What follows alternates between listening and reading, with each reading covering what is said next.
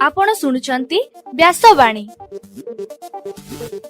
जनगण मन अधिनायक जय हे भारत भाग्य विधाता। पंजाब सिंधु गुजरात मराठा द्राविड उत्कल बंग। विंध्य हिमाचल यमुना गंगा उच्छल जलधि तरंग। तब शुभ नामे जागे तब शुभ आशीष मागे। गाए तब जय गाथा जनगण मंगलदायक जय हे भारत भाग्य विधाता। जय हे जय हे जय हे जय जय जय जय हे। या कुंदेन्दु तुषार हार धवला। या शुभ्र वस्त्रामृता। या वीणा वरदंड मंडित करा। या श्वेत पद्मासना। या ब्रह्मा श्रुत शंकर प्रभृति देवै सदा वंदिता। सा मां पातु सरस्वती भगवती। निशेष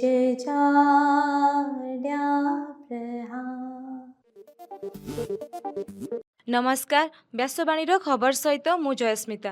प्रथमे मुख्य खबर। मुख्यमंत्री मोहन चरण माझी आज विधानसभा चलित वर्षर बजेट उपस्थापन करेंगे। राज्यर वार्षिक मुंडपिछा आय 9.2% को वृद्धि। 2026-27 आर्थिक वर्ष में नूतन जिला गठन नहीं राजस्व मंत्री सूचना। सारा देश में स्वतंत्र भोटर तालिका संशोधन प्रक्रिया आसंता एप्रिल मासरू आरंभ हेब। नुआ दिल्ली रे कृत्रिम बुद्धिमत्ता संपर्कित सम्मिलनी आरंभ। ब्रिटेन पूर्वतन राजकुमार गिरफ हेले। गतकाली T20 विश्वकप खेल में जिम्बाब्वे वेस्टइंडीज और अफगानिस्तान विजयी। एवं आसंता 24 घंटा पर्यंत राज्यर पाग सुखिला रहिबो। एबे संपूर्ण खबर। अर्थमंत्री दायित्व रे थिबा मुख्यमंत्री मोहन चरण माझी आज विधानसभा 2026-27 आर्थिक वर्षर चिठा बजेट उपस्थापन करेंगे। गत वर्ष अर्थात 2025-26 आर्थिक वर्ष रे से 2,90,000 कोटी टंकार बजेट उपस्थापन करथिले। एथर बजेट परिमाण 3,10,000 कोटी छुई पारे। अर्थ आयोगक सुपारिश अनुसार चलित वर्ष केन्द्ररू मिलिथिबा पांठी परिमाण कमिबो। केवल सेतिकी नुहे पुंजी व्यय और ऋण उपरे मध्य समस्तंकर नजर रहिबो बोली आशा करा जाउछि। पुंजी व्यय क्षेत्र में ओडिशा समग्र देश में शीर्ष स्थान में रही। गत आर्थिक वर्ष में 65,012 कोटी टंकार पुंजी व्यय पई घोषणा करा जाइथिला। राज्य में वार्षिक मुंडपिछा आय 9.2% को वृद्धि पाई। ए संपर्क में गतकाली विधानसभा उपस्थापित 2025-26 वर्ष पई ओडिशा अर्थनैतिक सर्वे 2025-26 रिपोर्ट रू जना पड़ी। एबे ओडिशा अर्थनीतिर आकार 9.9 लाख टंका बोली एही रिपोर्ट रे दर्शा जाइछि। वर्तमान मूल्य रे मुंडपिछा आय 2015-16 वर्ष तुलन में प्राय 1,86,761 टंका रही, जहाँकि राज्यर आर्थिक अभिवृद्धि क्षेत्र में एक शुभ सूचना बोली कुहा जाउछि। राज्य में 30टी जिला थिबा बेले आउ 31टी नूतन जिला गठन पई 16टी जिलू प्रस्ताव आसीछि। यह आबे विचाराधीन रही बेले 2026-27 आर्थिक वर्ष में नूतन जिला गठन लगी दाबीपत्र मिलिले सरकार ताकू विचार को नेबे बोली राजस्व मंत्री सुरेश पुजारी विधानसभा सूचना देइछन्ति। पद्मपुर, धर्मगढ़, राउरकेला, टिटिलागढ़, भुवनेश्वर, ब्रह्मपुर, जयपुर परी अनेक अंचल को नूतन जिला करबा पई प्रस्ताव आसीथिबा मंत्री श्रीजुक्त पुजारी कहिछन्ति। आसंता एप्रिल मासरू ओडिशा समेत 22टी राज्य और केन्द्रशासित अंचल में स्वतंत्र भोटर तालिका संशोधन द्वितीय पर्याय कार्यक्रम आरंभ हेब। ए संक्रांतरे विभिन्न राज्यर मुख्य निर्वाचन अधिकारी मानकु गतकाली चिठी लेखा जाइछि। एठारे सूचनायोग्य गत वर्ष अक्टोबर 27 तारिखरु 12टी राज्य और केन्द्रशासित अंचल एही प्रक्रिया जारी रहिछि। एही परिप्रेक्षी निर्वाचन कमिशन ओडिशा समेत मोट 18टी राज्य और 4टी केन्द्रशासित अंचल स्वतंत्र भोटर तालिका प्रस्तुति कार्य यथाशीघ्र शेष करने निर्वाचन कमिशन परामर्श दैछन्ति। नुआ दिल्ली ठारे कृत्रिम बुद्धिमत्ता संपर्कित शिखर सम्मेलन गतकाली ठारू आरंभ होईछि। एही कार्यक्रम रे मुख्य वक्ता भावे श्री श्री विश्वविद्यालय कुलध्यक्ष प्रोफेसर रंजिता कुलकर्णी जगदेव वक्तव्य प्रदान करथिले। प्रोफेसर कुलकर्णी कहिथिले जे प्रजुक्ति विद्या क्षेत्र रे कृत्रिम बुद्धिमत्ता को शामिल करा जायछि। एथिसह अग्रणी शिल्पानुष्ठान एवं शिक्षानुष्ठान मानक सह एहार सहभागिता मध्य गढ़ी उठिछि बोली से कहिथिले। एथिरे 100 ऊर्ध्व देशर 35,000 अधिक प्रतिनिधि अंशग्रहण करिसंती। एही सम्मेलन विश्वर एक प्रमुख कृत्रिम बुद्धिमत्ता सम्मेलन पालटिछि। अमेरिकीय अपराधी जेफ्री एप्स्टीन को सह जड़ित मामला रे ब्रिटेन राजा किंग चार्ल्स तृतीय सान भाई प्रिंस एंड्रयू को गतकाली गिरफ्त करा जायछि। से महाराणी एलिजाबेथ द्वितीय सबुठारु सान पुओ।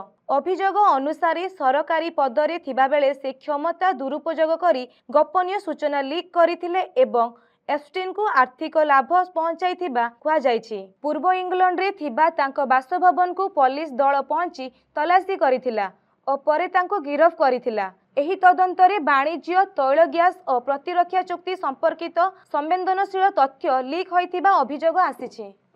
T20 विश्वकप क्रिकेट मैच रे गतकाली 3टी खेल अनुष्ठित होइथिला। एथिरे वेस्ट इंडीज इटाली को 42 रन रे परास्त करिथिबा बेले जिम्बाब्वे श्रीलंका को 6 विकेट रे और अफगानिस्तान कनाडा को 82 रन रे परास्त करिछि। वेस्ट इंडीज प्रथमे बैटिंग करी 6 विकेट रे 165 रन करिथिला। एहार जवाब रे इटाली 18 ओवर रे ऑल आउट होई 123 रन करि पारिथिला। सेही भली श्रीलंका प्रथमे बैटिंग करी 7 विकेट रे 178 रन करिथिला। जवाब रे जिम्बाब्वे 19 ओवर 3 बॉल रे 4 विकेट हराई 182 रन करि नैथिला। अन्य एक खेल रे अफगानिस्तान प्रथमे बैटिंग करी 4 विकेट रे 200 रन करिथिला। जवाब रे कनाडा 8 विकेट हराई 118 रन करी परास्त होइथिला। एहा सह आज ऑस्ट्रेलिया और ओमान मध्य मुकाबिला हेबो। एबे पाणीपाग खबर।